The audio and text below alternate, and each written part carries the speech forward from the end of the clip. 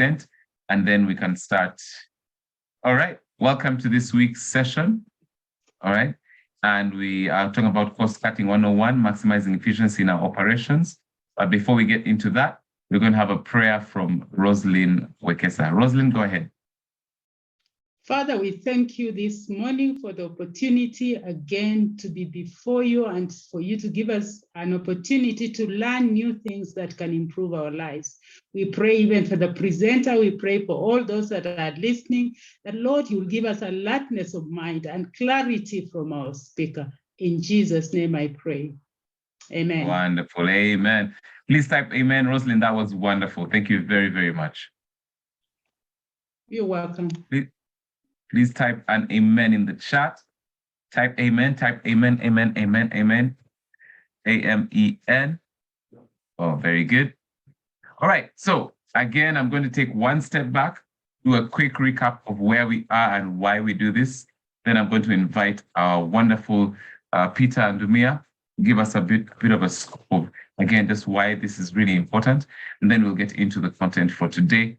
And our guest is here. We're super excited. All right.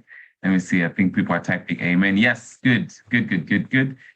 Very good. All right. So every week we have these sessions, Thursday, 11 a.m. to 12:30, just an hour and a half. What we use that for is to connect a bit as customers, but also at the same time, we want to make sure that we are constantly growing in our business. How do we do that? We pick a topic that is important to you, and we call on a guest who is critical to that topic, who can speak professionally into that topic, so we can pick tips and bits that we can use in our business. So we started sometime last year, and every week we've been having those, of course, except maybe Christmas week and so on. But we are back brand new and fresh. We've had like 3 or 4 sessions this year, and we're super excited. So every week, pick on a topic. We pick on a topic for about a month, and every week we cover a certain aspect of that. So 2 weeks ago, we were looking at scaling our business, and we had a wonderful guest with us. Last week, we're looking at inventory. What does that mean for your business? And today, we're looking at cost cutting. All that has been in the space of operations. Okay, so we're going to start right away. But before we get too far down, I want to make some of the usual, the walk through the agenda of what you can expect for today. And then I'll invite Peter Ndumia from CoopBank to speak to us a little bit, say a quick hello to everyone who is here, because we want to say you're welcome. So we'll start with that welcome note. We'll have a conversation, a chat with our guest speaker. After that, we'll have a Q&A. At any point, if you have a question, use the chat and also use the Q&A. We will come to as many questions as we can. And after that, we'll hear from CoopBank. So how can CoopBank support us even as we try to cut costs and all these different things that we're looking for, right? And then we'll have the call to action and wrap up. So it's short and sweet. As soon as you have a question, put it in there because time really flies when we're here. All right. Are you super excited to get started? If you are, I want you to type yes, capital yes in the chat, and then we'll get started. Capital yes, capital Y, capital E, capital S says you're ready. Small y, small e, small s says maybe not. Okay. Good. I see the interaction there. All right. Wonderful. So at this point in time, I'm going to turn it over to Peter Ndumia, Head of Non-Financial Services. Peter, you're absolutely welcome. I was very tempted to ask you about Valentine's, but I'm going to stay disciplined. I'm not going to ask about Valentine's. Peter, you're welcome. Thank you, Sam. You can see, I think I'm past now, Valentine. You're still here, and I like the way you're representing us this week. Thank you for reminding us that we have that week. And it's always a pleasure and exciting to meet in this particular session. Many thanks, our customers, and very good morning to all of us for joining this session. We are excited to see a big number who have already joined the session and very interactive and looking forward to learn. I'm also ready to learn and get some few insights here. So I think just to give us a background of why we are doing here. A while back, we went to our MSME customers and we asked them, what are some of the things that you want us to improve, and what are some of the things that you want us to introduce as a bank? And one of the things that you told us is that you really like us to introduce the trainings, and that's how we introduced what we call the non-financial services program, where we always train, and we have both the physical and the online sessions.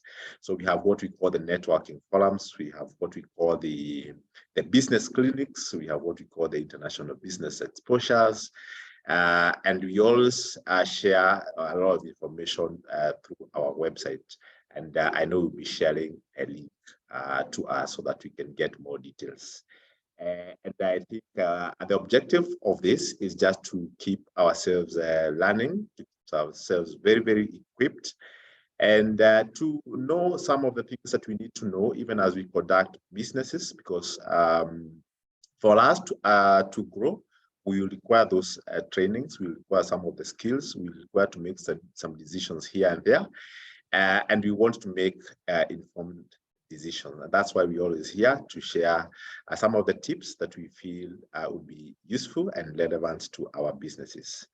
In this particular session, we are excited because we're talking about operations. Specifically, we'll be talking about cutting costs, a very, very critical topic that will really help our businesses to survive. And we have looked for a very, very good speaker who will be in this, and he'll be able to share some of the things that we can implement in our businesses. So our commitment to you, our business customers and our MSMEs, is to say that we will continue to give you these trainings. Every Thursday we'll be here. And apart from that, we are also supporting you with innovative solutions that will be relevant to your businesses. The financial products that we keep on talking about, the stock financing, we talk about the asset financing, we talk about the digital collections and payment solutions, we talk about our mortgage, our asset finance, the accounts. All these are supposed to help us to continue to improve on our business. And even today, we'll be having someone who will also join us to share a product that we also feel would support you. We've collaborated very, very well with AMI, Sam team, and Fiona's team, just to make sure that then we continue to make this one very, very successful. It's a program that is going to run the whole year, and we are hoping that you're benefiting and you implement things that we that we are training. So for us, it's really just to welcome us in this session. Let's participate fully. Let's learn. Let's ask questions. We'll be able to handle most of the queries that you have during the session. Without further ado, I want to hand over back to Sam so that he can proceed with the session. Over back to you, Sam. Very good. Thank you very much, Peter. Thank you very much. So we've had a bit about COPE and why we do this. And Peter, again, we can't say thank you enough for your input behind the scenes to make sure these sessions happen every week. As a matter of fact, if you could help me, everyone, please let's use our reactions buttons to appreciate Peter and Dumia for the work that he's doing with his team behind the scenes. So some claps going there. Feel free to put the hat in there, in keeping with the season. Very good. All right, thank you, Peter. Thank you. Thank you very much. So we've had a little bit about COPE, and I want to take a few minutes and just tell you a little bit about AMI for those who may not know, okay? Quite a few of us here have been here every week, but we don't want to take it for granted. So AMI is all about enabling ambitious businesses across Africa to thrive. That's what we do, that's who we are. How do we do that?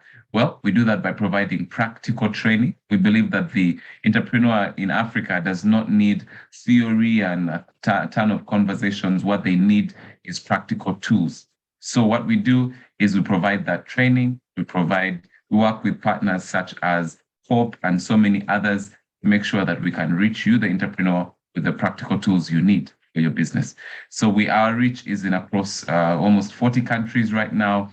We've reached about 42,000 people trained across the continent. We maximize the digital platform. So we have a platform that has 5 languages, that's in five different languages, so many practical tools, several thousand, and also very many online courses. So that's who we are. And when we connected with COP towards reaching you. We said, hey, this is exciting and this is in line with our vision and COP's vision. So we're excited about the partnership.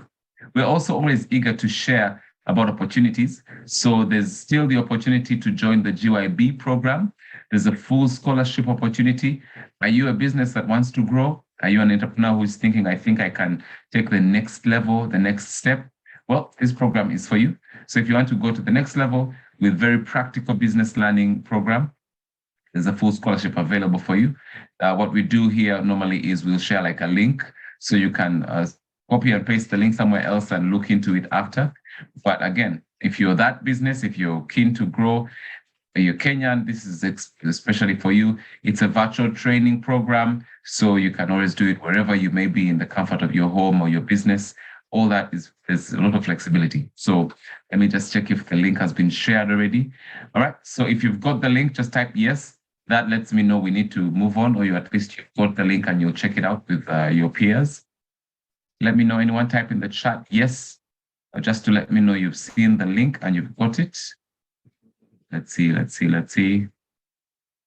I think a few people are still copying and pasting somewhere else. All right. Okay, good. Thank you, Anne. Thank you, Irago. All right, so that's an opportunity you can maximize. But today, what are we talking about? We are talking about cost cutting 101. Our speaker is here. We are super excited. His name is Mutisia Maingi. Maingi, I think it's Mayingi. I hope I'm not messing it up. Sorry, sir. Operations analyst, AMI. He's done so much in the way of operations, IT, and a couple of other areas that I'll be telling you about. Okay, but for now, what I want us to do before I introduce him and he comes back, I want us to do a quick check. So we've been talking about cost cutting. And obviously, one of the things that we want to cut in terms of costs is what they call sources of waste. So this idea of sources of waste. So I'm also a facilitator and a trainer. So I'm borrowing from that side also. So Japan is the one that brought in this idea of specifically Toyota, okay, from auto manufacturing. They were comparing with manufacturing in North America, and they discovered that in North America, the Henry Fords and all the other makers of cars were happy to waste certain high percentage as long as they got certain number of cars. But they said, no, we need to get into lean thinking. So in our manufacturing, we don't want to waste anything. So we need to cut costs. We need to make sure everything is operational, efficient, and all those different things.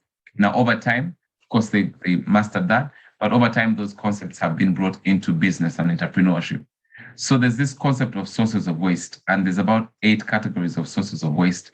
I want to use a poll to check with you, which one do you think is the one that makes you go like, I think I know this one. I think I'm experiencing this one in my business. So today we're using a poll. We're using the poll feature. On your screen, you should have a poll that's requiring your attention. Now I'll walk through each of them and then you tell me if that's the one that's affecting you, all right? So for some of us, it's defects, which means when a product is made, there are errors with it. Maybe a proposal is written, there are errors, it has to be redone. So you waste time and money in redoing things. Overproduction, where you are making too much, more than is needed. Are you dealing with that challenge? For some of us, it's waiting. So it's maybe idle workers or idle machines. Basically, when you're wasting time waiting for a person or a process, okay, in the system. And then there's also transportation. Are your products and materials moving too much, maybe unnecessarily? Okay. Is it inventory? So do you create and store more inventory than you need? Okay. So those are some of the areas. And the other one is, the other 2 are motion. So this is a situation where you find that your people have to move around too much. Either they're moving from office to office, or even within the office, they have to keep moving back and forth to the printer, and it's just causing a bit of chaos, and we're wasting time. Okay. And then the last bit is extra processing. So this is the one I find really interesting. It's a situation where, for instance, when you use a mobile phone, operationally or functionally, you just want it to be able to make a call. If someone wants to buy that phone, but you're insisting on, no, it needs to do 100 other things, but I'm only willing to pay for 10 features. But you say, no, we need to make the phone which does 100 other things, but then I'm only willing to pay for 1. Are you experiencing that challenge? Let me know. So the poll is on the screen. I see that quite a number of us have responded. And as soon as we get started, so after this, I'm going to invite our guest, and I'll invite him to make a comment about these statistics here. Okay, so we are about 40%. If you haven't responded already, we are waiting for you. Yes, yes, yes. Let me see. All right. Very good, very good. Let's see, we are at almost 50%. I want to get to about like 70%. So let's see. Your responses are welcome here. Again, the question is, which of these is your biggest source of waste? What do you observe? So it takes some reflection here. Let's see. Maybe let me give you about 30 seconds to reflect and see where we are.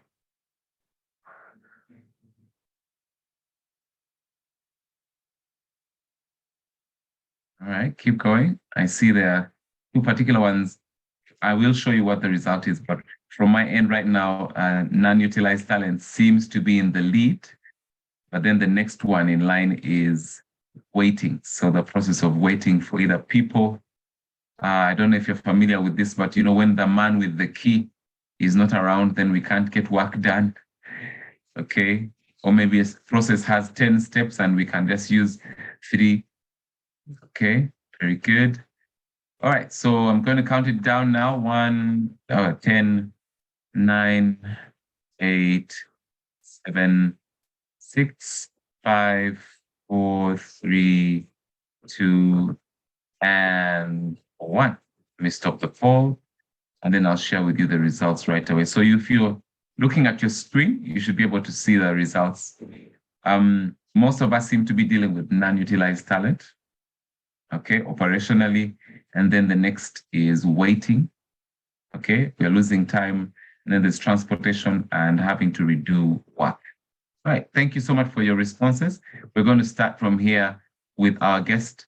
But before I get into that feedback, let me get a moment and just go ahead and introduce our guest speaker. So our guest speaker is called Mutisia Maingi. He's the operations analyst at African Management Institute. Now, he has done quite a number of things. Some of the things that he's really keen and interested in is the areas of IT. He's worked with IT systems. He's worked with operations. He also has a bias towards HR. So that's quite interesting there. So our challenges with people and so on, I think he could be able to give us some help with that.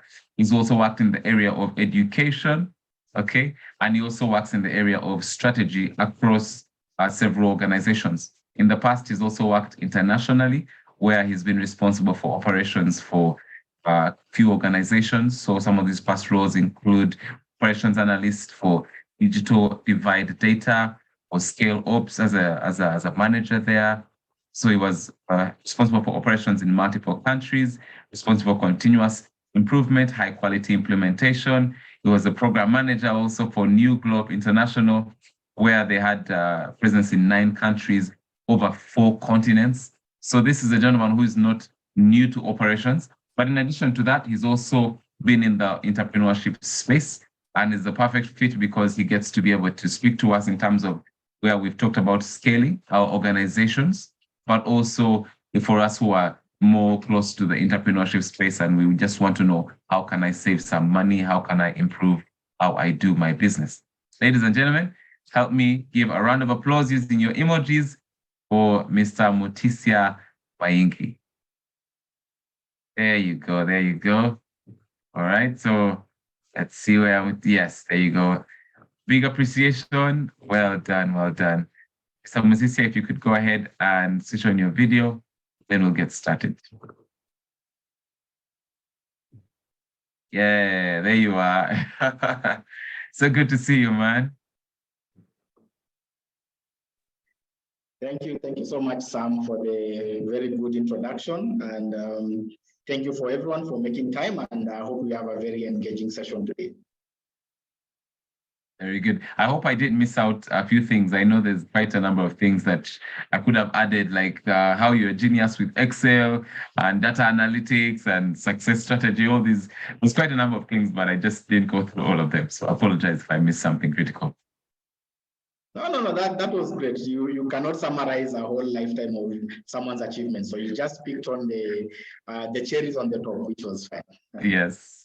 Yes. So let me start with this. What's your comment on the poll that we just had? Well, I think most of it is expected, like waiting time. That's usually a big waste, especially for people in manufacturing and production.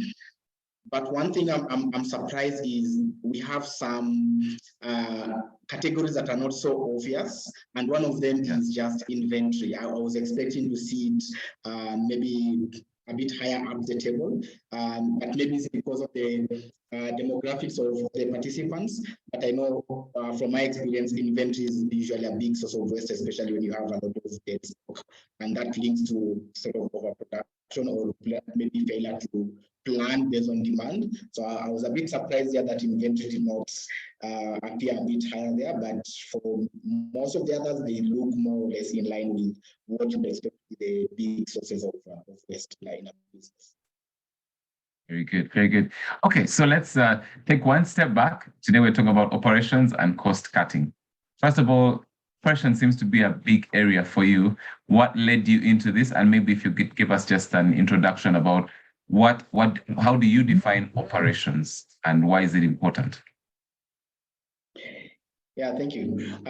So as Sam mentioned in his introduction, I started off, I have a background in IT. So I was a software developer, went into BI reporting. So I was the guy who would come and look at your data and do some magic and tell you based on your data, I can see that this is going well, this is not going well. And that is when I started having this interest in operational efficiency, data analysis.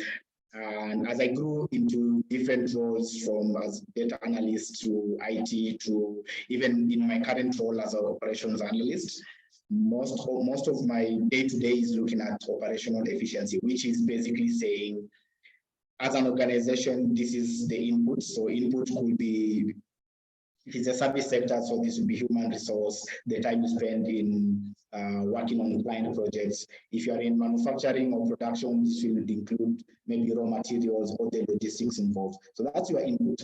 And then there's an output. Output now is what finally translates into profit. So you have sold your product or your service, you get some income, and then when you weigh the two, what is the ratio? Are you doing well? Are you making profit? Are you breaking even? Are your costs managed well? Are there areas you can improve on or manage? Do you have some wastage or spillage? So all of that is what forms operational efficiency. You have to make sure that you are well greased, if I can use that term, because a company or an organization is just like, for example, let's say a bicycle or a motorbike. So you have the different components that are moving, and for most of us, I'm sure you've interacted with at least a bicycle, you know that those moving parts usually you have to apply grease so that there is less friction and everything moves on smoothly, whether you're going uphill, downhill, or when you apply the brakes. So an organization is more or less like that. You have to make sure that all the moving parts are well greased, and that is where operations comes in. And operational efficiency is just making sure that that happens, that there's no friction, there's no wastage or spillage. Very good, very good. Morticia, there seems to be a slight echo in the space where you are. So it's affecting the audibility. Is there anything you could possibly do about that? I'm yes, not sure if it's yeah. Yeah, I can. Is that better? Yes, I guess if you come a bit closer, or if you're happy to go to a different room that's close by that doesn't have echoes. Okay, good. Yeah, I can move to a different room. Just give me 1 second. Okay, yeah, sure. You can switch off the video and let's see. I guess we are constantly talking about operational efficiency. And thank you for those who are giving feedback in the in the chat. We will try to improve that. But even as we go, so again, what are your thoughts around operations? What does operations look like for you? Because that's the same thing I want to ask when it comes to the next, Sarah, yes, you're welcome, Sarah. So the next thing that I want to ask is, do we know what operations looks like for us? What would a big change be for you as in terms of operations? What would a great improvement be? Could you put that in the chat? So for you as a business, what would the next level of operational efficiency look like? So if you're able to, what would that look like? Please put that in the chat. Finish that sentence for me. If you're able to, what does that look like in terms of operational efficiency? Maybe that may be cutting costs. If I were able to cut my costs by this percentage. Oh, there you go. Well, Leticia, welcome back. I'm getting some responses in the chat. Let's see, what does improvement look like for you? What would you like to see in your business as an improvement? Please put that in the chat and let's see. Okay, very good. Emily says lean staff with use of automation. Very good, thank you. Someone else? Someone else, what does that look like for you? Henry, very good. Producing at lowest cost per unit. Okay, very good. So we've had Mutisia's definition of what operational efficiency would look like, but I'm curious to know for you, for your business, what does that look like? Charles, optimal utilization of resources. And of course, I'm going to ask our guests to make some comments on this. Balancing my books. Moses Odiambo, I'll take just a few more. Let's see. I think the point to note here is how operational efficiency looks different for each person. So for someone else, it's optimizing their resources. Someone else, it's balancing the books. Someone else, Rosalind says it's getting more electronic than physical, right? For someone else, they want lean staff. Benson wants to improve time management. Zad says using experienced employees, hiring perhaps experts. Christopher, balancing my resources. Oasis agent says small input with maximum output. All right, very good. So Mutisia, could you speak to us? How do I perhaps identify the uniqueness of where I am and what I should be working on? But sometimes when it comes to improving operational efficiency or cutting costs, we are looking over the fence and saying, oh, my neighbor is doing that, so let me do that also, but that may not be what you need. Could you comment on that? Yes, thank you very much. And yeah, just to first reiterate on operations efficiency, I said it's just how you plan to reduce that sort of friction or waste and improve on your productivity and ultimately improve your profits or baseline. And one of the ways, of course, of improving that is by reducing costs. But one thing that as a business person that you don't want to do is compromise on your quality of products or service delivery. So as much as you want to cut costs, you don't want to cut the main fabric. You want to cut just the seams or the hems at the bottom that you don't want them to interfere with the final design of the product, but you don't cut the main cloth. So I just wanted to make that clear. And coming back to your question, Sam, on how do you identify? I think that will depend a lot on the nature of your business, your industry, and even maybe the circumstances. For example, people in production or manufacturing, you look at your production costs, your inventory, how to manage that. People in service sector where you are delivering a service or giving a service as opposed to tangible product, then maybe you might want to look at things like your workforce, technology, or how we just deliver that particular product. So it does really depend on a lot of things. There is no one method or one solution to how you can identify. But the most important thing that applies across board is to have a strategy. So you have to plan. You need to have a strategy on how to cut costs. So once even before you identify the areas that you want to start working on in terms of cost cutting, you need to have a strategy. Am I looking at short-term cost cutting? Maybe, for example, during COVID, a lot of people were put in that situation where you needed to think about cost cutting because of what was happening. So are you looking at short-term, medium-term, or long? Once you identify that, I'm only working in short-term because of, let's say, it's the off-peak season. I have a restaurant, a hotel is the off-peak. So I need to cut costs until the peak season comes. So that's a short-term strategy. And then you identify the areas where you need to scale down on. If it's long-term, then it will also be a process. And again, just to summarize, when it comes to cost cutting, you also don't want to do all at once. That will be possibly disastrous to your business. So you always want to do in small bits and over time, whether it's over 3 months or over 6 months. Sometimes those measures can even take 3 years to implement or even longer. So you also want to have that kind of plan on how you're going to implement your cost cutting measures before you even start on them. Okay, very good. So you've talked about how I really like the piece where you said, don't cut the main thing out. It seems very simple, but it's a very, very serious truth. Don't cut the main thing out, just improve the hems and things like that. And also you can't make all the changes at once. Okay, so I guess I'd be curious, how do I maybe identify, so what information do I need to look at that informs me that this I need to cut, this I need to cut, this I need to leave? Everyone else, kindly bear with us. If we keep moving back and forth, we're going to lose out on Mutisia's delivery. So the audio may not be perfect. I hope mine is also not struggling, but sometimes it's a connection thing.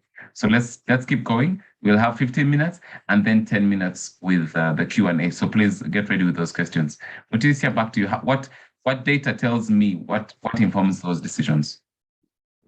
Yeah, thank you. And my apologies for those who are having trouble hearing me. I am in a very closed space, very small closed space. So maybe the connection is not very well, but I'll try to maybe move closer to my device so that I'm closer to the mic. How do you identify which or where to start? That also depends on the nature of your business. I mean, for example, are you a person who has documented or keeps very well bookkeeping practices? Because if that is the case, then the data points will be right there with you. You can easily maybe download, get a report that will tell you these are your cost centers, these are your overheads, and this is your income. And you can easily identify where you are having a lot of wastage or where a lot of your maybe money is going into that is not bringing any direct income. But what about the small businesses that maybe don't have very good practices in terms of bookkeeping or documenting? So the first thing that you need to do as a business owner, regardless of the size of your business, is first to review your bookkeeping or your internal processes, how you have documented them, because a lot of the times you don't see what is happening because you have no documentation or somewhere to refer to. So a lot of things spill through the cracks. If you have employees, everyone does things their own way and you have no control over that. So the likelihood of you having a lot of spillage in terms of your resources or wastage of resources is very high. So one thing that I would recommend before you even start asking yourself, which area can I start my cost cutting measures or can I check for wastage, is to start sort of documenting. And bookkeeping is not just about accounting, it's just keeping track of everything that goes into or out of your business in terms of all your resources, whether it's time, whether it's human resources, whether it's inventory. And once you start keeping track of that, I bought this thing on this day at this date for this much, and I sold it after 2 weeks for this much. Because storage is also a cost. A lot of people don't look at storage costs for the inventory as a cost, but it is actually a cost. So once you start proper bookkeeping and documenting of your processes, it becomes now easy to identify areas of wastage or areas where you need to sort of tighten the loopholes. Yeah, Okay, very good. And so let's take the instance, and I know everyone, I hope is reflecting on their own business. So you've identified the area. So, okay, so this, could you give us some examples of some of these areas that you find tend to be the common areas where businesses need to double check their information? Yes, I think I've already mentioned inventory, and the reason why I keep coming back to inventory is because one of my specialty when I was in software development and BI reporting was because I had specialized mostly in warehouse and inventory management. So I've seen a lot of things go wrong, and one of the key industries I was in charge of was the transport sector. So these people who have a large fleet of trucks or buses. And these companies usually keep a very big inventory of spare parts. And just using that as an example, you have a big room where you keep different types of spare parts, and then every now and then one of your vehicles comes and says, for example, today my brake pads are not working, so I need to change my brakes. The guy at the store issues the brakes to that person. And if you're not very careful, you will have even maybe cases of where employees are even stealing by putting in false records that this vehicle came and changed. So the reason I mentioned that you first need to keep track of or document your processes if you have a clear inventory management process, it doesn't have to be anything complex. It can just be a simple spreadsheet where every time a vehicle comes and has a part replaced, you keep a record of that. And the next time that same vehicle comes, you check when was the last time this thing was issued. And if you see, for example, it was just maybe 2 months, you'll say a brake pad will last at least 6 months. So there's something wrong here, and you'll be able to investigate that. And the same applies to even sort of other sectors. If you're in production, again, you have those inputs that you have actually 2 kinds of inputs. You have the inputs that are directly used to make or manufacture your products that you're selling.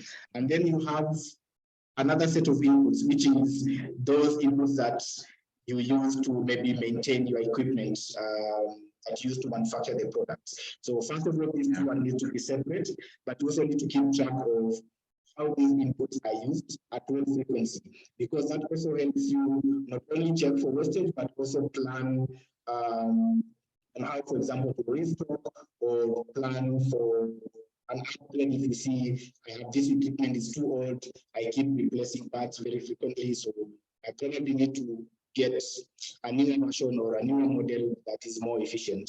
So the first step is usually just being able to document and have good documentation processes, because without that, it becomes more difficult to identify which areas are causing wastage or which areas you are losing out in terms of just having appropriate or efficient use of your resources. Very good. I think you bring in a very good concern here when it comes to documentation. So let me ask everyone and everyone else, I need your input here. Let us know, I wish I had a poll for this, but I don't have time to set that up. Let me know in the chat, do you rely on manual methods for documentation or digital methods? So let me know M for manual, digital for digital. I mean, D for digital. So let me know in the chat and let's see. Let's see. Okay, so just type that in and let's see. I should say, yeah. Thank you, Junior Fred. You said both. All right, so is it manual for you? Is it digital? Is it both? And I think I'm going to lean on Morticia because you have had experience also working in both spaces, and you have, of course, a bias for digital, which can, and also like maybe it's a good time to talk about how automation can help us with documentation, which then we use that data, I suppose, to make decisions about what we need to cut costs on. Otherwise, we may not have visibility of that. I see that even from just the responses, most of us are working with manual and only a handful are doing digital, and also a handful, of course, doing both. Mutisia, what's your comment? And if I am manual, how do I move towards this other record keeping, which is a bit more advanced to help me in my business? Yeah, thank you. I think first I'll just say that and especially for micro and small enterprises, there is really no issue with manual processes as opposed to or vis-a-vis digital. And especially for very small enterprises, sometimes it's not practical or feasible to digitize because the cost maybe outweigh the benefits that you'll get from digitizing. The most important thing is to having a standard process. You document your process, and this is how I do things, and you keep a good record of if it's your purchases, if it's your sales, because when it comes to that point where you want to document and you hire a consultant or you purchase a software that you want to use, what reference are you going to use if you do not have any processes that you've documented before? It will be more work for you to start defining those processes at that point. And maybe then it may not be really a feasible project or a good use of your time. So the most important thing is to have that documentation and standardization of your processes so that by the time you are ready to digitize, you already have a basis of this is how we do things. And now that we're digitizing, we have now room or we have the opportunity to improve or streamline our business operations based on how we are doing it in the manual way, because you have a reference point. So that's the most important thing. Setting out your standards or your mode of operations and being sort of preparing yourself for digitization, because as you grow, and I believe we all have aspirations to grow our businesses. So as you grow, at some point, you know that it will be inevitable to automate if you have not already done that. But if you have automated or you have some sort of software or tools that you are using to automate your processes, the other thing you need to look at is one, simplicity. And for small businesses, really simplicity is key.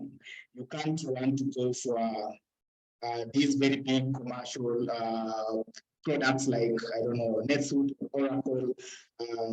Just look at simplicity, very simple tools.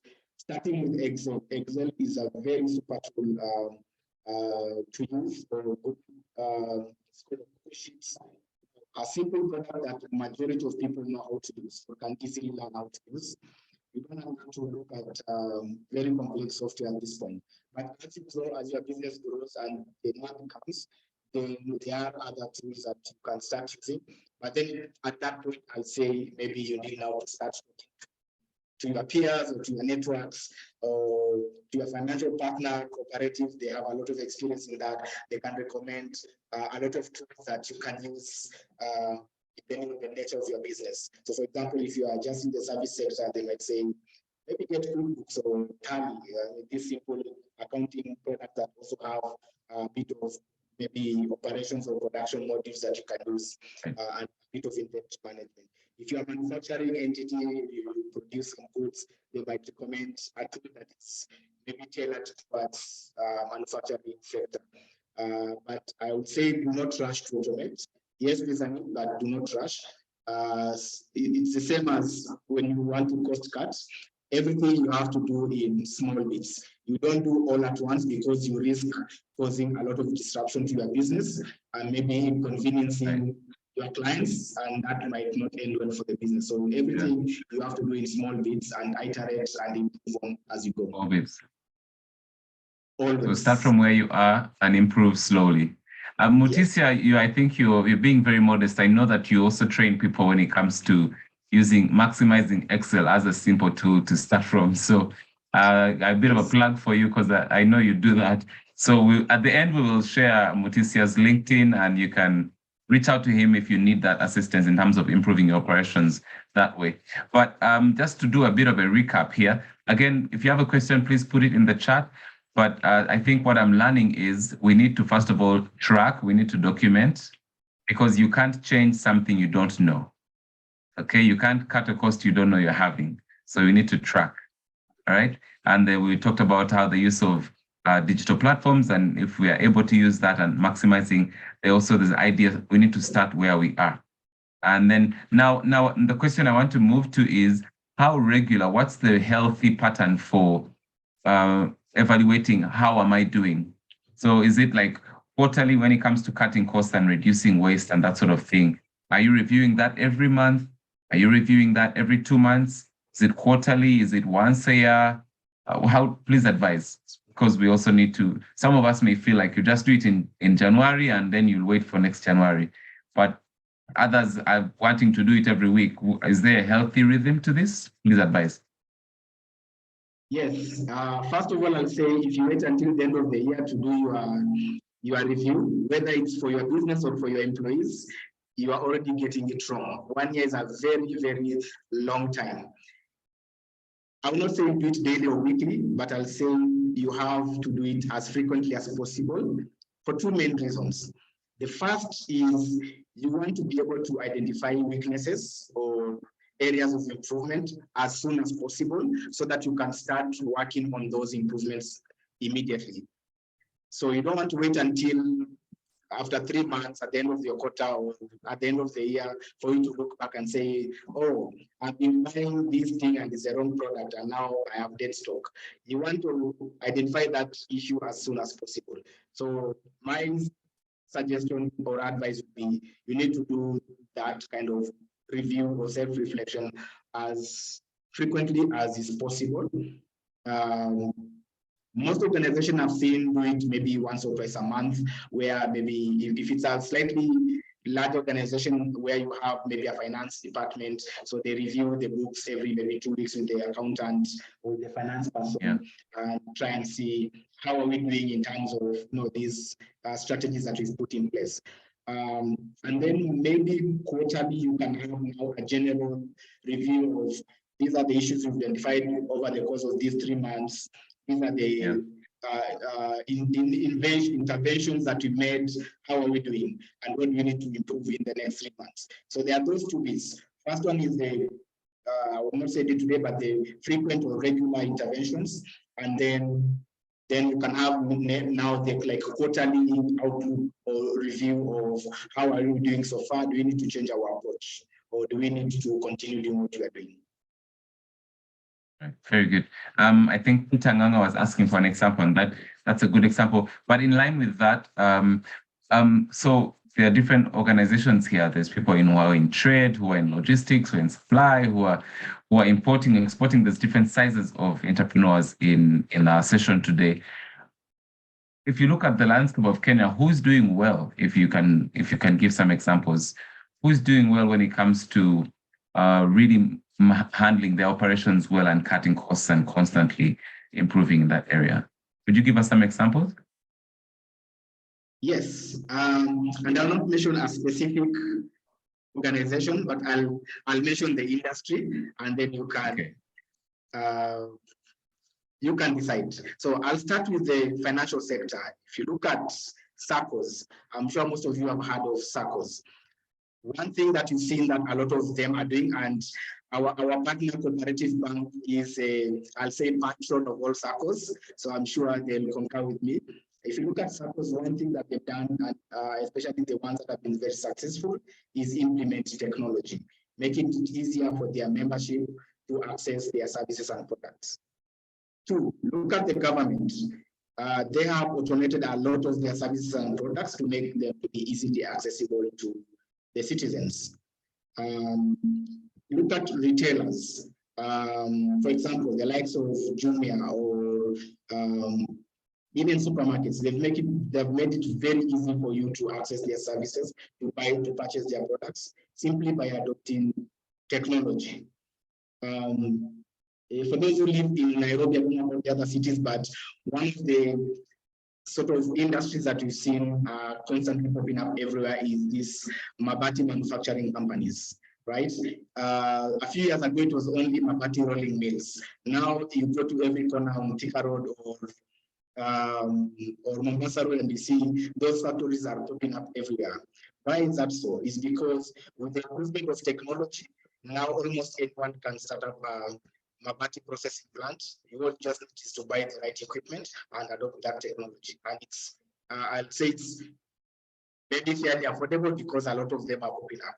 So what is the main thing here is technology.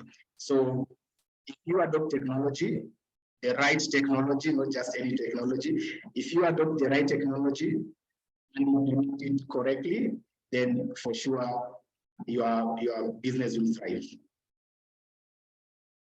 Good. It's quite interesting. When it comes to operations, of course, operations is basically how do we get inputs, take them through a process and get outputs, and then how do we minimize the waste that may be, coming out of that, but also how do we improve the use of our resources in those processes. So resources, I'm just doing a quick recap here. Resources will involve money, will involve time, effort, and talent. Now, Yes. now when we did the poll, talent was the biggest, right?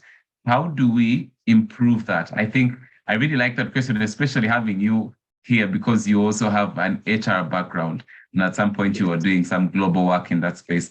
How do you maximize the people? How do I maximize the people I've hired so that I get more out of them? Yeah. So when it comes to talent management, especially for small businesses, and earlier I was telling you some that I have tried a hand in business, and unfortunately, COVID happened and I had to go back into employment. But one thing I can say, if I just compare my personal experience running the business, because I had hired 2 people to help me on that. And then I'm looking at also my employers where I'm currently working or where I've previously worked and how we manage talent. There are 2 approaches. For a small organization, it can be challenging to get highly skilled talent, mostly because of maybe they are going to be expensive to maintain or to hire and maintain. But what we can do as entrepreneurs, as an entrepreneur, is support once you get someone, because you are the business owner, you know your business, you have your vision, you know where you want to go, and maybe you have a background or some experience in whatever product or service you are engaging in. So get talent that has promise, that is trainable, and then invest time in training them and empowering them. And there's something else that a lot of people ignore, and that is creating the correct work culture. You want your enterprise or your business to be identifiable by certain values. So, excuse me. So you have to also incubate those in your staff, and you have to be the champion for that. So if you are saying my organization is transparent, a transparent organization, we value integrity, then you have to be the champion for that, because your employees will feed off that energy that you that you give, and that will also now be transferred onto your clients and your vendors and other partners.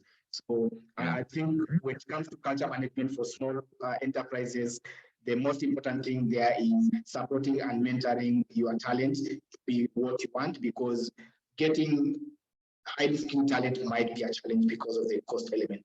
Highly skilled people who want to work for large organizations where they get paid a lot of money. So it is up to you to nurture that talent and train them to come to be at the level that you want. Very good. So the 2 approaches to, again, talent management is either you're going to hire or you grow them internally. But because just repeating what you've said, if we see we are not in a position to hire the expert level, we have to train. Yes. And you have to notice that. Do you have any comments on how you track performance? Because sometimes, and I know we're getting a bit granular here, but I'm a small organization. I have maybe 5 people, I have 10 people, I have 15 people. Are there, systems that you can point us towards that can track that performance? And remember, how does this relate to cost cutting? It's hard to hire from the front end, and it's hard to replace good talent. So we want to keep them. How do we do that? And then Junior Fred says, sometimes you hire and fire. So we want to avoid firing, but we also want to hire, right? Thank you, Junior Fred. Sorry, Mutisa, go ahead. So I'll say first, firing is not a bad thing. Remember, the business is like a baby. If you have hired a nanny and they are not taking care of the baby, you have to let them go. You as a business owner, you should refrain from having attachments to your employees. And employees slightly, but this really is deep, because the minute you bring in emotions and personal attachments, that's when you start making the wrong decisions. So you should always separate that, your business and your personal emotions. But that being said, so firing, so David just put a pin there. So you've said firing is not necessarily a bad thing. We're talking about cutting costs firing as an entrepreneur, you need to embrace Yes. it. It's part of the role. Okay, Yeah. okay. I just wanted to flag that. Yeah, remember your business is not the government. You're not hiring permanent and pensionable. Your business has to grow, and people will come and go, but the business will. Yeah. So anyway. Okay. How you nurture your staff really depends on also the size of your business. For like in my case, I know I mentioned I had a business. My business was I was supplying stationery and IT stuff to corporates. So I had two people. One was just in charge of managing the shop. The other person was the delivery person. And on such a small workforce, only two people, I really cannot say that I will have put HR policies or hired a HR person. And when it comes to managing the expectations and performance, the only thing I did was every day I give them a set of tasks. And then at the end of the day, I'll see what they have done, how they have met those targets, and if not, then what was the challenge or why were they not able to do that? That is a very simple way of managing stuff, where you set out daily expectations and then you review them together at the end of the day to figure out if there was a challenge and how you can improve on that. If you have a bit of a larger workforce, then you might need to sort of formalize that because you might not have the time to talk to all your 20 or 50 employees. So then you might need to group them maybe into smaller teams with a sort of supervisor, and then assign as a team, assign them maybe their tasks, and then have that review with the head of that team. But the most important thing then, if you have such a setup where you have a bigger team, then that's when you really need to start documenting things, because you will not remember what you told this team and what you told that team, or what you discussed last week or this. So as the bigger the team, the bigger your enterprise, the more important it is to now document every discussion that you have with your team, employees that is, and even with your external partners, whether it's your vendors or clients. Very good. And there's a question from Henry Kisenga here. He says, firing, you have to fire within, if you must fire, I should say, if you must get to the point of firing, because we are not advocating for just go and fire everyone, okay? If you must fire within the terms and conditions of the employment contract. So gone are the days where you just walk in and say you're fired. No, that person may have legal ground to sue you, and then it exposes the business to litigation risks. So thank you, Henry, for popping that in the chat. All right, so we've had quite a bit of a discussion. I'm just double checking. There's so much I want to pick up on. I think I interacted with some information. I think there's a gentleman you worked with who is the project lead at Cloud Factory. His name is Billy. And when you work together, he said this of you, that you're really skilled with data analytics and that you're really great at finding insights from data. And you had a great role as data analytics for operations. I'm just curious, how can we, again, maybe coming back to this point of data, we need to look at information, which then informs our cost cutting. Would you like to touch again on that, how important it is? And then I'll ask you for final shots. In the meantime, if you have a comment, if you want to add to the discussion, you can put it in the chat. If you have a question, let's take the Q&A side, and I'll read out your insight and your comment, and then we'll turn it over to the next phase. Mutisia? Yeah, so you asked in terms of data, how it's useful in cost cutting and operational efficiency.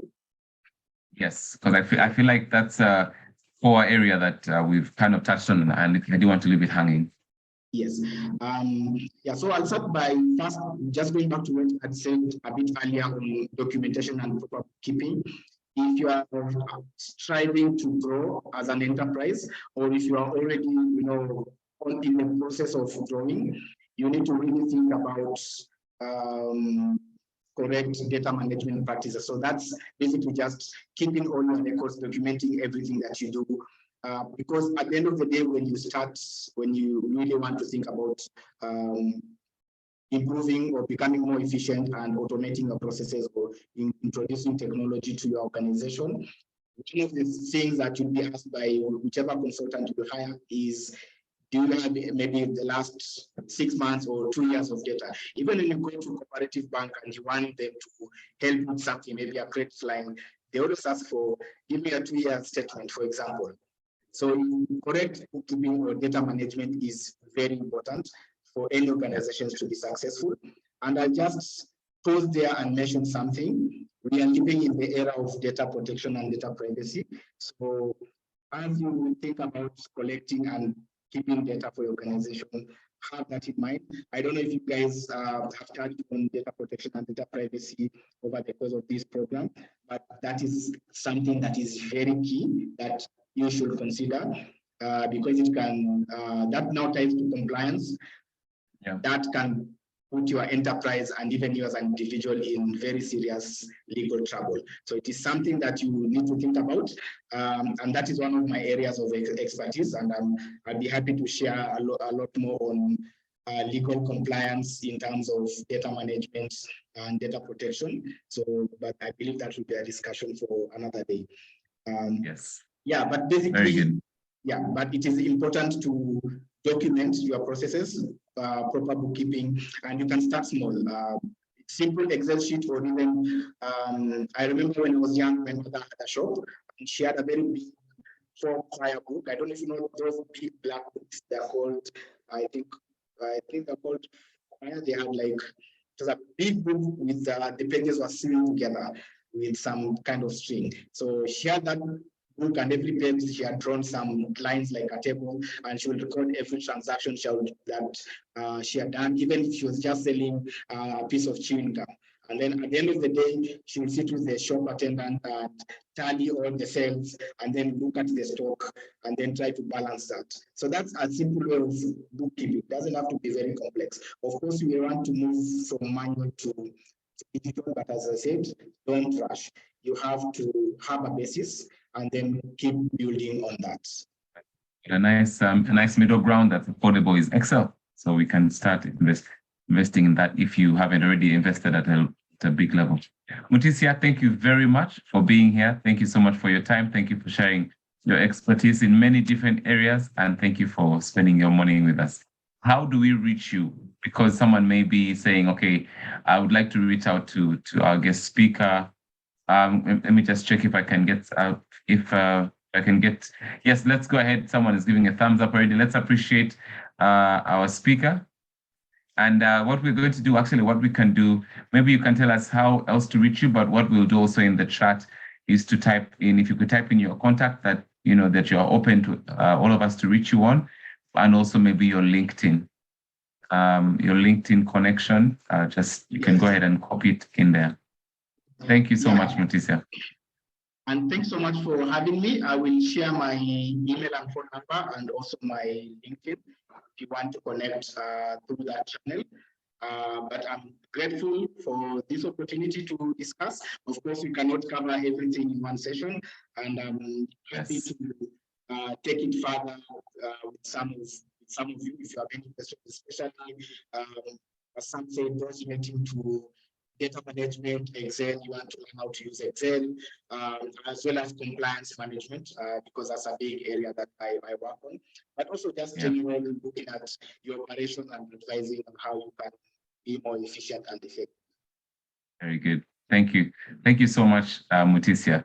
Lots of applause and appreciation coming your way.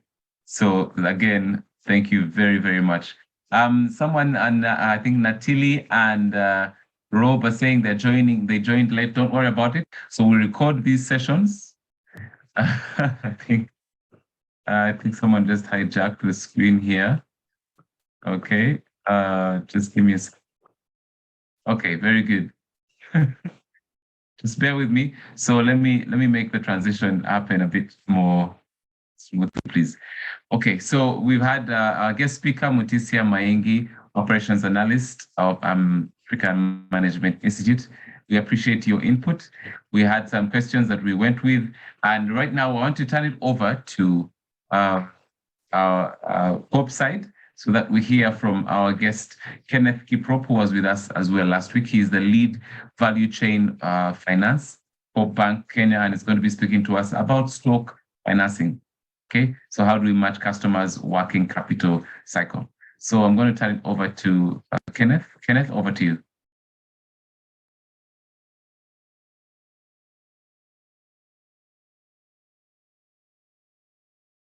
Good morning, team. Thank you, Sam, and thank you all for even giving us another chance to talk to you about our new product called stock financing. I think let me just share my screen, Sam, if you don't mind. Okay. Sure thing. Okay.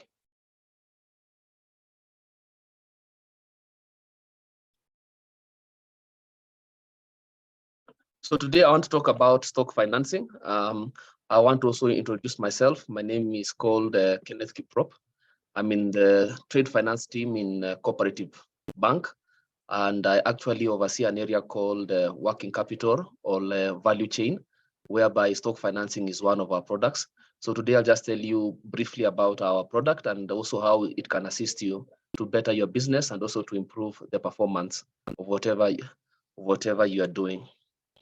So stock financing, in essence, is a working capital solution that facilitates an entrepreneur to efficiently acquire stock for their business. So for example, if you're trading, if you're a hardware, if you're a pharmaceutical, if you're an agrochemist, if you're a fuel dealer or an oil and lubricant dealer, we can give you something that at least can give you sustainability in terms of your financing. So the terms of our stock financing product is basically, the purpose is to finance entrepreneurs involved in the buying or trading of stock. We finance up to 100% of the pro forma from the client or the invoice from the supplier. So, for example, if you're dealing with food and beverage, and you're buying product from Qual or from Coke or from Highlands, we actually finance 100% of the pro forma. The facility that we provide is marked for 1 year or 12 months.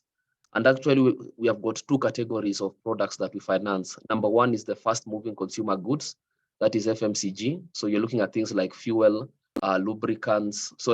fuel, beverages, that is both soft drinks and hard drinks, and also things like cement. Here we give up to a maximum of 7 days, and then we have longer-term trade, things that take longer for you to buy and to sell. So this one we do to a maximum of 90 days. So we have got 30, 60, and 90 days in terms of how we charge. For those who have accounts with us and who are currently trading, for gold account, we give our customers up to 10 million Kenya shillings unsecured, silver up to 6 million, and bronze up to 600,000. Of course, here you have to have opened an account, traded with us, and of course, your account performance needs to have spoken for itself. For the new customers, we also take statements from other banks. And also we have got partially and fully unsecured terms. So here we look at things like AGF. AGF is African Guarantee Fund, where we look at giving you an insurance as part of your security package. So let's say if your facility is 2 million and you have securities of 1 million, we can actually cover you with what is missing for 1 million. So stock financing, basically, if we look at the Kenyan economy, 80% of our economy is made up of trade, because we are not really a very large manufacturing nation.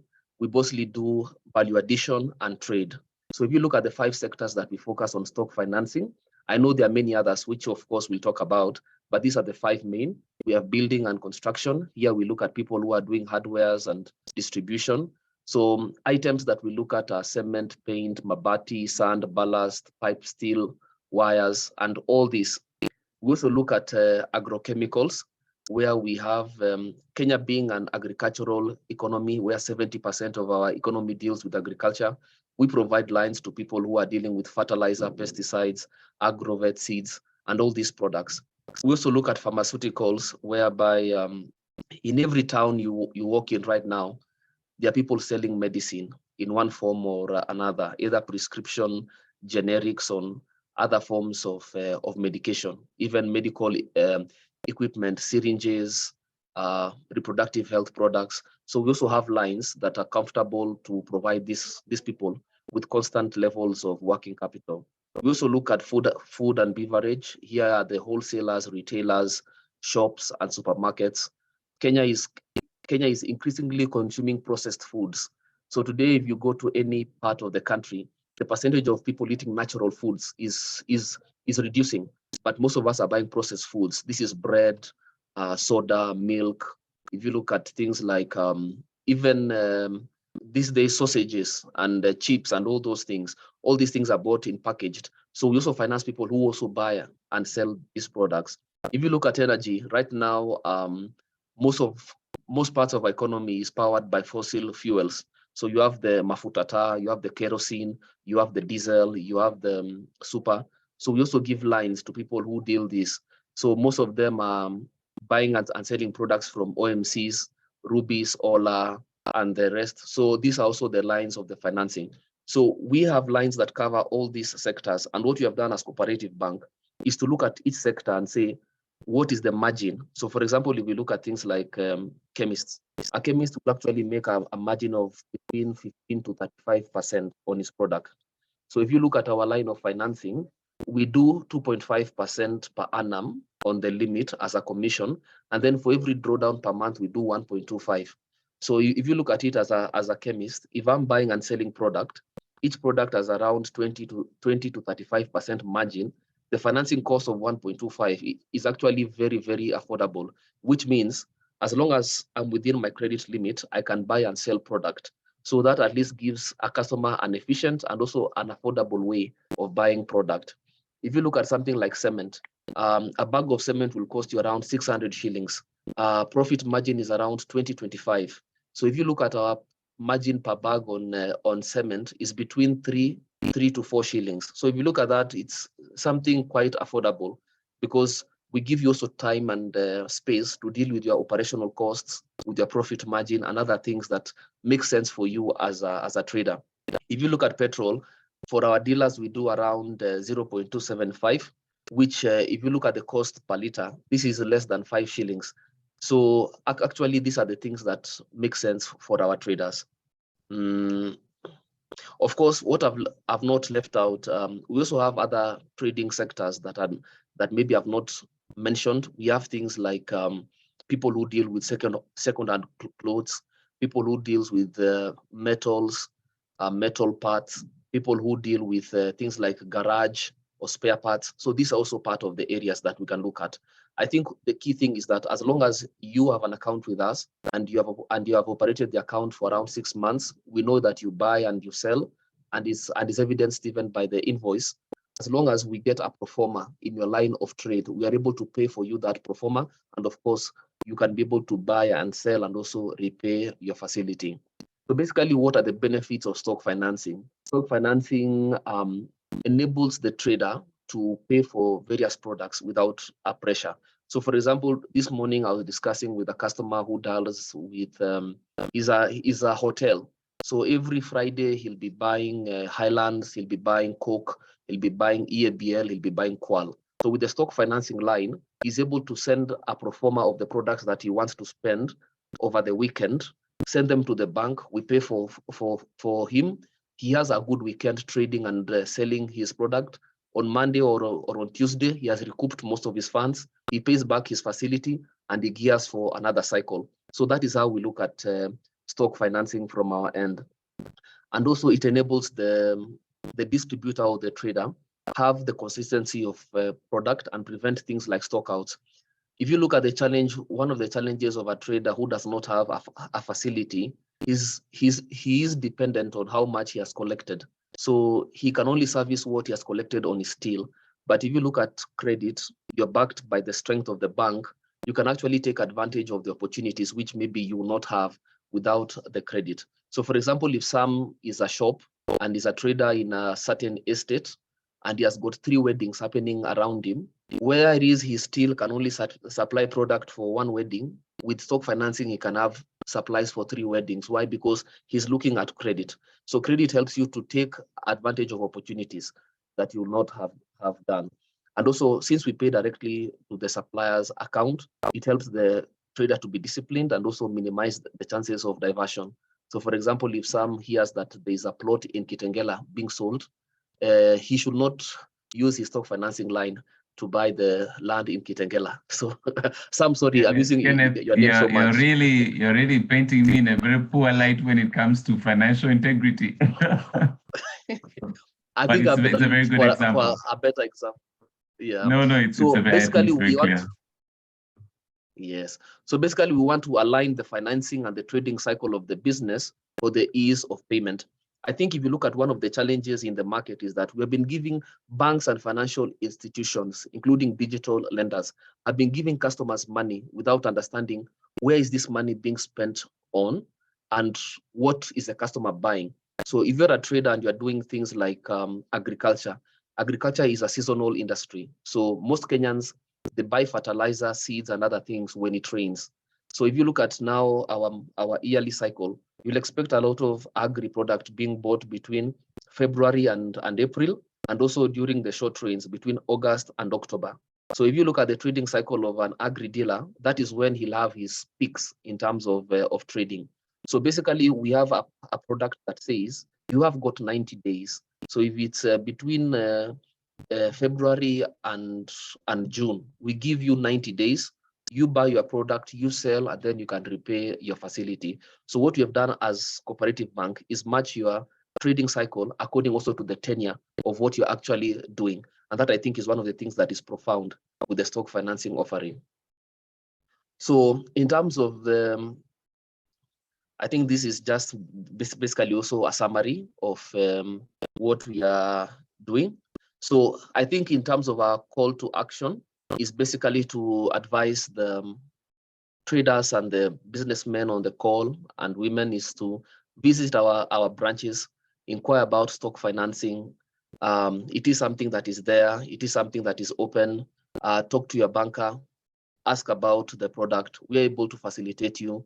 If you're a new customer, we can look at your 6 months bank statement with from where you're banking from, appraise you, and also give you a product that actually suits your working capital cycle. We also have digital solutions like Coptil and also agency that if you're a trader and you want to pay, you don't need to visit to stop your business and visit a branch. You can easily do a mobile to cash, mobile to account transfer. And in that case, then it makes your case easier. So if you look at the tenures, we are matched. The pricing, as I've mentioned, we have got 0.5 we charge 0.5% for a 1 week tenure in terms of the product. And then also we have got a tenure for the longer ones. We do 2.5% per annum for the tenure of the product per annum, and then 1.25% interest per month for every drawdown. We can finance using a pro forma from the customer or also an invoice from the supplier. So it's all up to you and how you look as a trader. I think the last thing I will say is that the way which we calculate your limits, we don't actually need anything else from you. We just do 70% of your average six months account turnover. If you look at it, ladies and gentlemen, when you are banking, you're actually building your credit profile. So for example, if Fiona has an account with Cooperative Bank, anything she's putting into account every month tells me more about her, what she does. So if Fiona comes for a facility at the bank, every month she's banking 5 million. I know that I'm safely giving her a facility of 3.5 because I know 70% of her account turnovers are actually business related. So here we don't look at data from anywhere. We just look at how your account is operating. So you get 70% of your average 6 months account turnover, and then you proceed. Of course, I've talked about the options of security and unsecured. That also will determine on how the trader will be trading. So it's a good product. I will advise you to ask more, visit our branches. We also have a post on our website just to learn more. And of course, I'll be glad after this, maybe from Sam and the team, just maybe to take more questions from the floor and then see how to proceed. Thank you so much for the time that you've given me. Very good. Thank you. And like Kenneth said, yes, let's take some questions. If you have a question, I know that some questions have already been responded to in the Q&A. So if you're looking for the Q&A, that's something that's already there. Junior Fred is noting something you may have mentioned. Would you confirm the percentage interest rate per month? Was it 1.25 or was that different? Please confirm, Kenneth.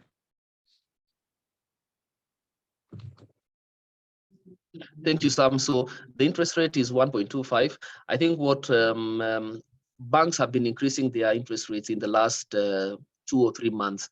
I think this is due to the central bank increasing the base rate from 7 to 9%. As Cooperative Bank, we have been very considerate of our customers. So where these other competition have moved to 16 and 18%, we have been very considerate, and we are just doing a 1.25% per month. That comes to 15% per annum monthly interest. Good. Let me just double check if there's any other questions that we're handling right now. If you have a question, kindly go ahead and put it in the chat. Let me see. So the question you may have, maybe, Kenneth, could you go back to a particular slide you want us to focus on? I know that you've gone through quite a bit of content. Junior Fred says, yes, thank you, well answered. Very good. So when it comes to stock financing, I just want to remind you of the key areas that that Kenneth mentioned. So these are the examples. So this is in regards to your sectors. And I want you to double check also, not double check, but double click on the sectors that are not mentioned. Would you just come back to that a bit? Thank you, Sam. I think if you look at this, is just a synopsis of what we're offering as the market. I think if you look in the call, the other places where maybe we have not actually talked about. So if you look at the second-hand clothes, if you look at those who are dealing with spare parts, there are also those who are doing IT and technology. There are those who buy things like computers, who buy things like hard disks and flash disks. We are also assisting those customers because actually they are trading, because they're supplying to schools, they're supplying to institutions, and actually they get paid either in a monthly cycle or in a bi-monthly or even 3 months cycle. So actually we can be able to help you get stock. And if you look at things like even software is also an increasing product because now the world is becoming digital. So we are able to look at your software purchases and also say, okay, if the customer has been banking with us, then we are able to look for a line that can able to sort out that kind of trade. There are also people who deal with entertainment. These days we have birthdays. I think the Kenyan psyche is that people need to celebrate. Every day you find weddings, engagements, baby showers. There are people who supply things like the cups that you use to drink, or the paper plates, or even the toys and all these things. So we're also able to finance those traders also who are involved with this. So actually, Sam and team, the scope of stock financing is quite wide, because also we understand trade is quite wide, and also it is evolving. So for those evolving needs, we're able to respond as a bank and also to give facilities that are congruent to those needs. Avin has a question. What's the minimum amount can be financed through stock financing? Minimum amount? For now, there's no minimum amount. I think it just depends on if you have a line of maybe 500,000, as long as your pro forma comes to the bank, we're able to give you. So for example, if Fiona comes to the bank and says, I have a line of 500,000, I need you to pay 20,000, we'll still pay the 20,000. There's no small amount. If she wants us to pay the full 500,000, we'll still pay the full 500,000. So as long as your line has been secured based on your account history with us, it doesn't matter whether there's no small thing for us. Small orders, big orders, or everything can be catered for according to the line that you have. Christopher is saying, he's getting excited when you say there's no small amount. So he's saying, what about me if he's in a dilemma of money issues? Is there really no, or do you want to put a caveat on that? So okay, so if you say that you have money issues in terms of, so already we'll have profiled you. So if you look at things like CRB listed, so we look at if a customer is CRB listed, we have to work to ensure that they are delisted. I think according to the prudential guidelines of CBK, you're not supposed to lend to a client who's CRB listed. If you look at those clients maybe who are overgeared, so overgeared means they are over indebted. So meaning a customer has got 3 running facilities and maybe 1 is delinquent. We have to work as the bank to see how we can maybe pay 1 and also have the 2 sustainable. So these are the discussions that you'll have with your banker because finance is evolving, and of course, sometimes the customer has to stretch, and of course, with the information and maybe analysis given by the bank, we're able to see how the customer can fit into the situation. So yes, I know there are those difficulties that customers have in terms of maybe they are tight here and maybe they have got challenges repaying a facility here and there, but a banker is able to work with you and also help you to make an application based also on the challenges that the customer may be facing. So they may not be a small amount, but as Cooperative Bank, we understand that traders always have challenges here and there, and also, but it's something which we can talk about in terms of the application process. So there are solutions, Christopher Nganga, there are solutions. Coop Bank, what we're hearing is Coop Bank is committed to seeing us work through these challenges that we may be having. And the good place to start is to have a conversation with your bank. Have a conversation with your bank. And of course, much in line with what we were having as the discussion with our guest today, your documentation is really important. Carry it, let's have a conversation, and then we can move forward. Avin is getting a follow-up question. What are the requirements and how long does it take? If you have any other question, we'll take the next, just maybe 3 or 4 extra minutes. Just double check any other questions you may have. So let's start with Avin's. What are the requirements and how long does it take? And then we'll get to Eunice Omolo's questions about restaurant and bar. I think simply the requirements is for you to just open an account with us and trade and bank with us for 6 months. The way which we calculate the limit is that we give you 70% of your average 6 months turnover. We have got 3 types of accounts also that we have called MSME package accounts. We have one called Silver that can give you unsecured financing up to 600,000. We have, that is Bronze. We have Silver that gives up to 6 million and Gold up to 10 million. And also we have an AGF insurance scheme that can give you 50%. If the line has to be secured, we give you 50% credit insurance. So the process is very simple. Open an account with us, bank for 6 months, and let us apply for that line. For the new customers who maybe have an account with other banks, is to give us your 12 months bank statements from where you're banking from. We look at how the account has been operating, and of course prescribe an arrangement that can suit you and can be able to actually give you financing. But I will say the most important thing is to have an account with a bank. Last time I said is that people normally don't give money to strangers.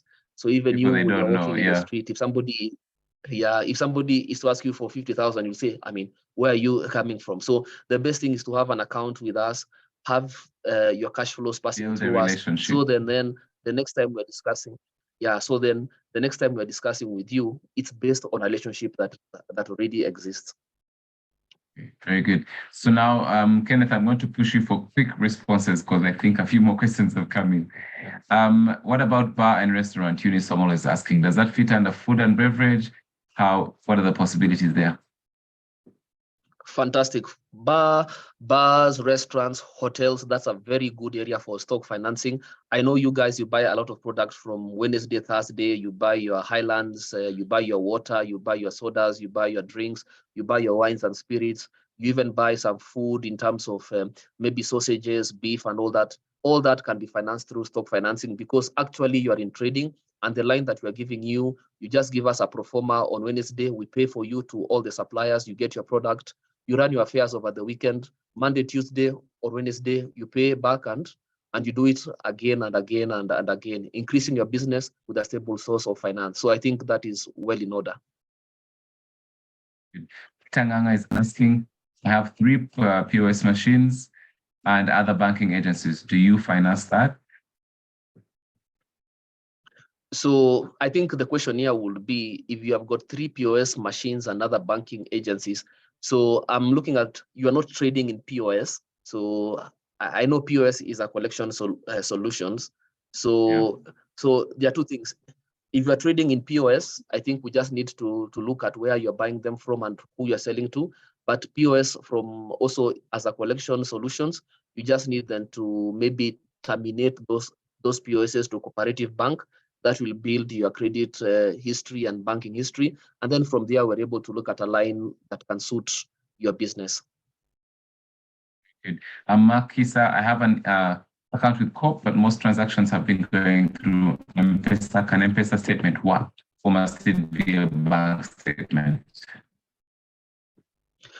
Yes, we do use M-Pesa statements for our appraisal. I think the good thing these days is that digital platforms also have like an ID or a footprint of what the customer is actually doing. So we can use the M-Pesa statement as the business angle of what maybe he has been doing, and of course also use the bank account. So that can be combined to build a profile and a case for the customer in terms of the line that is required. Very good. Thank you for the speed, Kenneth. Emily, I'm desperately trying to move the time along, but Emily is asking about development financing. What is your maximum and what deposit would you need for 100 million finance requirement? Development finance, is that in terms of construction or in terms of, so if we look at, let me assume that development is in terms of maybe something like a real estate or something like a building. We do have lines that we provide. And one of the good things that I've mentioned, if the customer is actually in construction, we have got lines that can help them to buy the products. As I've mentioned, the hardwares and the distributors, we are able to finance that. From a quantum perspective, 100 million, that's a big amount. I think the customer really has to prove if it's an LPO that the customer has maybe from one of the institutions to build something. We need to understand the nature of that LPO. Is it from a government institution, from a private institution? And then also see the ability to pay. And of course, also for the performance of a client. Because if you're doing development or we are doing building, you need to ensure that we need to see that you're also consistent. You have done jobs of a similar size before or somehow smaller, so that we can also rate you on your track record. So those are the factors that we'll be looking at in terms of the development finance. But key is that you get a contract from a good institution. I think one of the things of the traders online is that there are many people who have got banned in the last 3 years because we are getting contracts and POs from institutions that are not really stable and that take very long to pay. So you invest your 5 million in one contract, you expect to be paid, that money does not come. What happens after 1 year, 2 years, you get frustrated, you get stressed, and also things don't work for you. So ensure that don't run for any contract or LPO. Look for a good institution, one that pays, one that is consistent in terms of the performance.